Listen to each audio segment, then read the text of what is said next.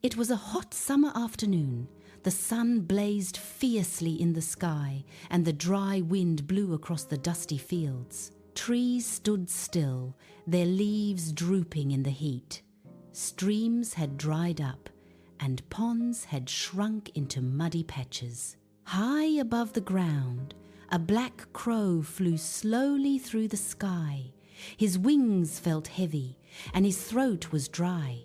"I am so thirsty," he croaked to himself. "If I don't find water soon, I won't have the strength to fly." He had been searching for hours. He flew over farms, empty fields, and quiet houses, but everywhere he looked, there was no water. Even the small puddles he remembered were gone. The crow began to lose hope. Just when he was about to give up, he noticed something near an old hut. It was a tall clay pitcher placed beside a small wall. His eyes sparkled with excitement. "Maybe there is water inside!" With the last of his strength, he flew down and perched on the rim of the pitcher. He peeped inside. Yes, there was water at the bottom, but there was a problem. The water level was very low. No matter how hard he stretched his neck, his beak could not reach it. He tried tilting his head.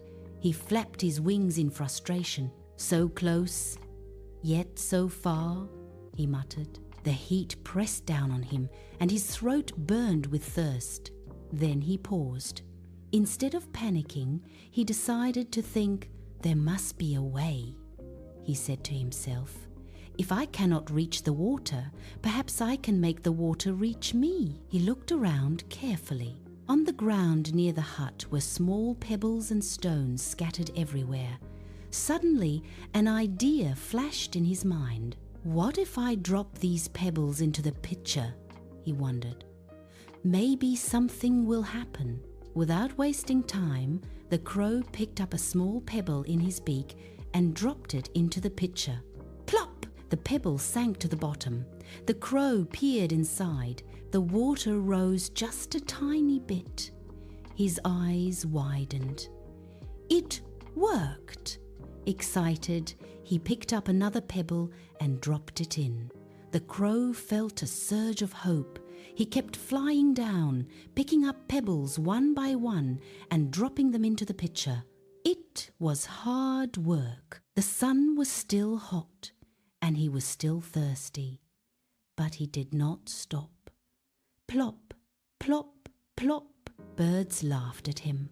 "What are you doing?" one sparrow chirped. "Wasting your time?" another bird teased, but the crow ignored them. He stayed focused on his goal. After many trips and many pebbles, the water finally reached near the top of the pitcher. The crow leaned down carefully. This time, his beak touched the cool water. He drank deeply and happily. The water refreshed him and gave him new energy. He felt proud not just because he had quenched his thirst, but because he had solved his problem using his mind. As he flew away into the sky, he realized something important. Strength alone does not solve every problem. Sometimes, patience and clever thinking are far more powerful. Where there is a will, there is a way.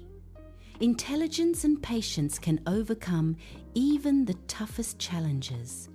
Hence, crow is known not just as a thirsty bird, but as a wise one.